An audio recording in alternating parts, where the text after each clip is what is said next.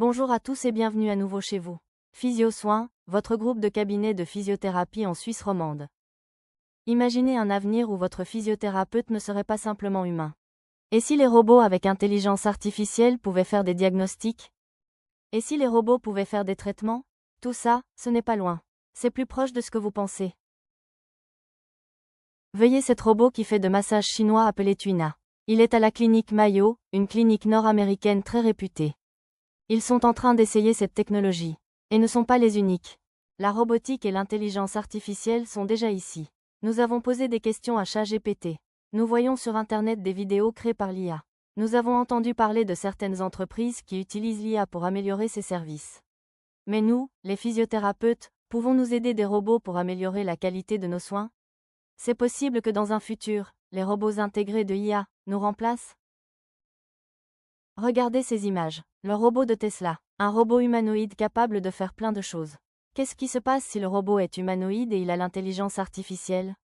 Si le robot est capable de voir, toucher, poser des questions, réfléchir, d'interpréter le tonus musculaire, la température d'un genou inflammé, être empathique, apercevoir dans la voix d'un patient l'angoisse, la peur, la frustration. En ce moment, nous aurons des vrais concurrents. Alors, commençons pour nous. Un robot qui fait un massage ne peut pas remplacer un physiothérapeute. Car le massage pour nous est un outil de plus pour utiliser selon notre raisonnement clinique.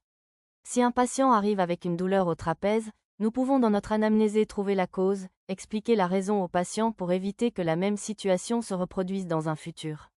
Nous pouvons utiliser des techniques manuelles, des étirements et des exercices de relaxation musculaire par exemple. Nous pouvons aussi nous aider de la cryothérapie, des appareils professionnels comme la radiofréquence, électrothérapie et un long etc. En résumé, un robot qui masse tant seul ne pourra remplacer un physiothérapeute. Car, l'être humain est relationnel. Nous avons arrivé jusqu'ici car les hommes se sont groupés en petites communautés. Et après en plus grandes. Et nous avons développé la communication à travers des langues et de l'écriture. Nous avons été capables de créer des histoires qui nous identifient et nous font rester ensemble et grandir comme communauté. Peut le toucher d'un être humain se remplacer pour celui d'un robot? Et l'écoute humaine par l'algorithme d'une IA?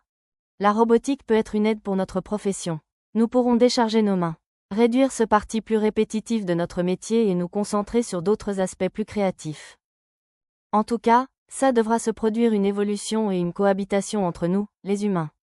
Et eux, les robots.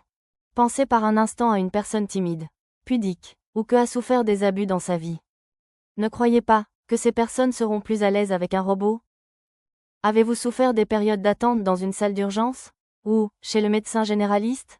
Votre physiothérapeute vous a proposé un rendez-vous dans 2 ou 3 semaines car il n'a pas de place avant. En Suisse, certaines régions ont plus de difficultés que d'autres à trouver des physiothérapeutes. Ainsi, les robots peuvent contribuer à répondre à cette demande de soins de physiothérapie dans les zones où l'offre est plus limitée. Pour conclure, il y a des aspects très positifs dans la robotique et l'intelligence artificielle. Ça sera à nous, les humains, d'utiliser ces ressources et les adapter à nos besoins, à notre culture, et surtout, à notre rythme. Nous espérons que cette vidéo vous a plu. Donnez-nous des idées pour les prochaines vidéos. Et surtout, commentez. Qu'est-ce que vous en pensez des robots masseurs? À très bientôt chez nos cabinets Physio-Soins.